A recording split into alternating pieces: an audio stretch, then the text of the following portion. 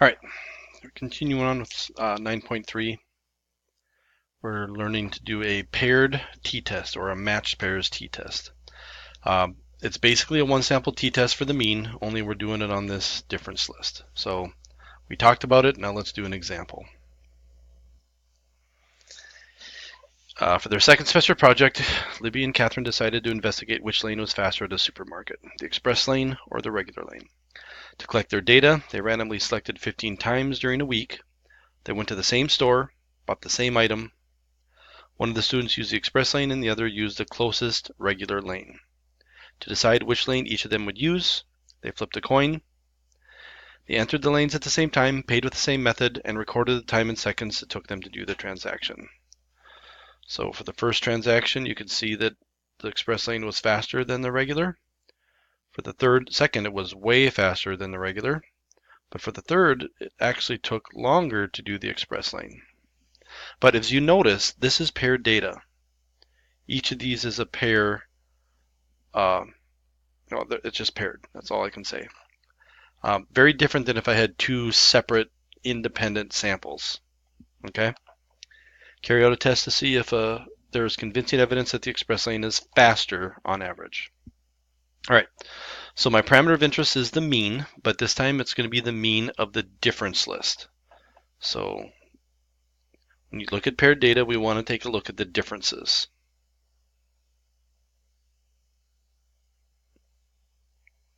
Okay, I already put in the formula actually. Let's pretend that those numbers aren't there. To input the formula, you simply hit the vars key. Okay, let's go from the start here. We click in this cell, you hit enter, you go to the vars key, you hit regular, minus, vars key, you hit it the express, you hit enter. Normally you won't get this because I already did it one time, and you can see your differences. The first pair, express lane was 5 seconds faster, second was 246 seconds faster. This negative indicates that actually the express lane was longer than the regular. Okay, so I got my differences.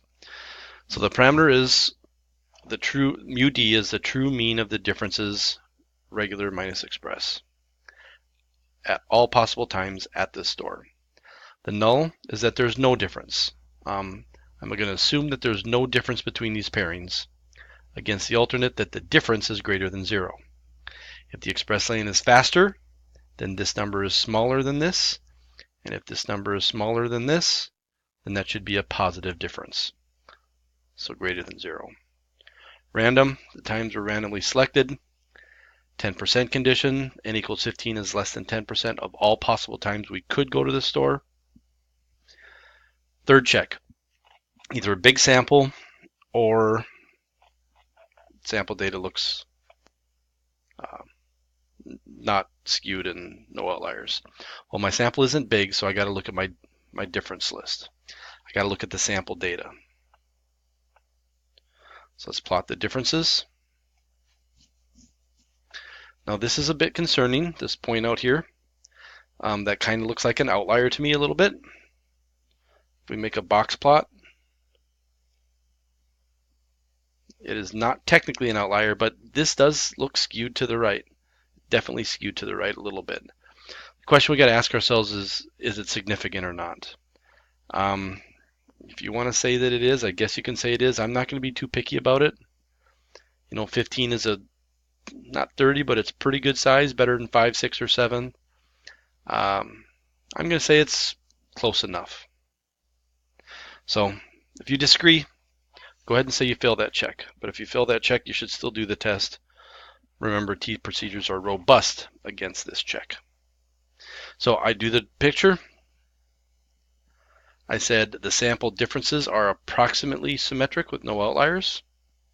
And then I make my statement. Therefore, the sampling distribution of D bar is approximately normal.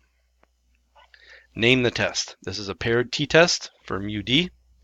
This is actually optional on the paired t-test only because it's a very well-known test. Degrees of freedom is 14. 15 minus 1.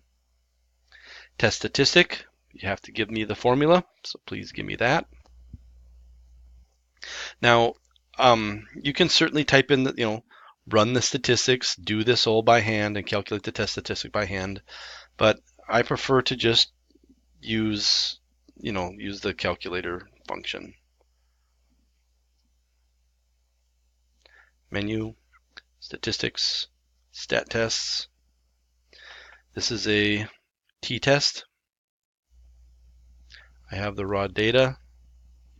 My null hypothesis is 0. List is in my differences list. And I want to do greater than. Test statistic 1.97, 1.967. P-value 0.0347, 035. Degrees of freedom. Don't forget to put it on your paper. All right, that's it. So now let's just compare this p-value to our alpha value. Since our p-value is less than alpha, we reject the null. We have convincing evidence. We do have convincing evidence that the true mean weight of the, this is getting repetitive, right? We do have convincing evidence that the true mean of the differences in wait times, regular minus express, this is a requirement, please, at all possible times at this store is greater than 0.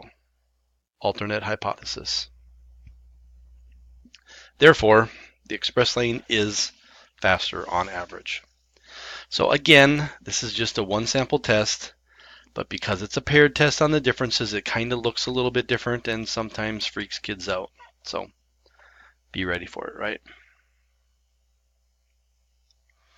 All right, so now we're going to talk a little bit more about power once again. Suppose we wish to run a significance test and require a certain amount of power. Recall that the following factors influence the power of a test. Alpha value, alpha level, significance level. If you increase this, power increases. Effect size, if you increase this, power increases. And sample size, if you increase this, power increases. And if the power increases, then the probability of a type 2 error decreases, decreases, decreases. Again, that's what you need to know. However, for a significance test on the mean, another factor has a strong influence on the power of the test. That is the standard deviation of the population, sigma. Because the sampling distribution is dependent upon because the standard deviation of the sampling distribution is dependent upon sigma or S, whichever one you want to use there. That's going to make the sampling distributions wider, and therefore it's going to reduce your power. But this is another variable that is kind of unknown and not something you have a lot of control over, so we don't worry too much about it in stats. All right, so this asks us to actually calculate the power of a test using an applet. School administrators want to show that their school scores on the ACT are higher than the national average of 20.08. They conduct a one sample t-test for a mean at alpha level of 05. From past testing information, the school scores have an approximate mean of 23 and a standard deviation of 4.5. Use the applet below to find the sample size needed to give a significance test with a power of 90%. So my null hypothesis here is going to be that mu is equal to the 20.8 against the alternate that your mu is going to be greater than 20.8. Past information says the mean is kind of around 23 with a standard deviation of 4.5, and I'm going to run this at an alpha level of 05, and I want a power of 90. I guess I just summarized the entire question and read it twice. So let's open up our applet here. Now we used this one before when I wanted it to be proportions, but now I actually do want it to be means. So 20.8 for the null. I want to go greater Not responding, not secure. Okay, so now let me pause this and try to get this working. All right, I think I got it reloaded. 20.8 greater than my last year's mean was standard deviation was 4.5. Alpha level, this is the alternate.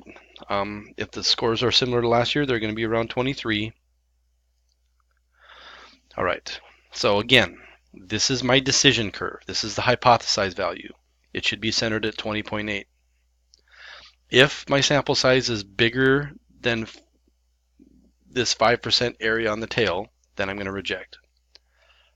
So I could actually find this critical cutoff. That's going to be my critical sample mean rejection value. Then this is the real curve that I'm sampling from, if the mean is really 23. So the question is, how likely am I in this actual distribution to get a sample value that's in the top 5% of the hypothesized distribution? Whatever, this is it. My power, though, is only 46%, so I got to increase my sample size. Let's try 15. Update. Now, a more powerful, a more fancy software, you could just put in 90% power and it'll give you the sample size, but here we just kind of got to do trial and error. 25, 79% power. Let's go 39. Okay, that's too high. 35. Close, but just a little too low. 36. All right, so if I want to have a 90% chance of properly rejecting the null under these conditions, then I should take a sample of 36 kids, about, maybe a little more. All right, I'm going to pause it here. I think I got two or three more examples, but we're getting to the end of chapter 9 here.